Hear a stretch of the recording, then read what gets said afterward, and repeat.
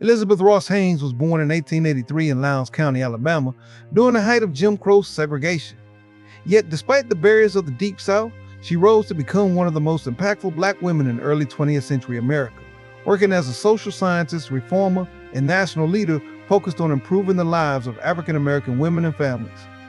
She attended Fisk University, one of the leading historically black colleges, and later earned a master's degree in sociology from Columbia University, a rare accomplishment for any woman, especially a black woman, at the time.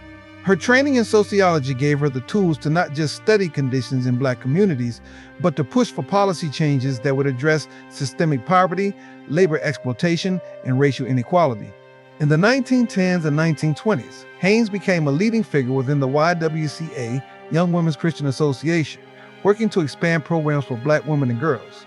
She helped establish industrial training centers, housing programs, and educational opportunities at a time when black women were largely confined to domestic labor with little protection or advancement.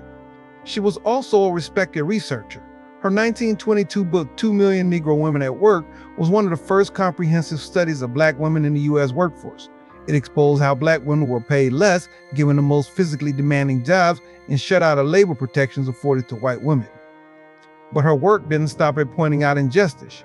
She offered concrete recommendations for fair wages, worker protections, and federal policy reform.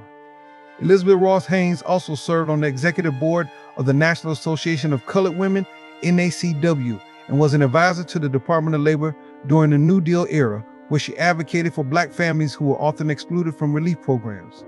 Married to educator George Haynes, the first director of the Division of Negro Economics at the U.S. Department of Labor. She used her position and partnerships to promote black uplift through education, self-help, and federal engagement. Elizabeth Ross Haynes passed away in 1953, but her legacy lives in the institutions she strengthened, the data she uncovered, and the policies she influenced. She used her voice, scholarship, and leadership to push the U.S. to reckon with the double burden faced by black women, as she fought for a future built on equity, opportunity, and justice.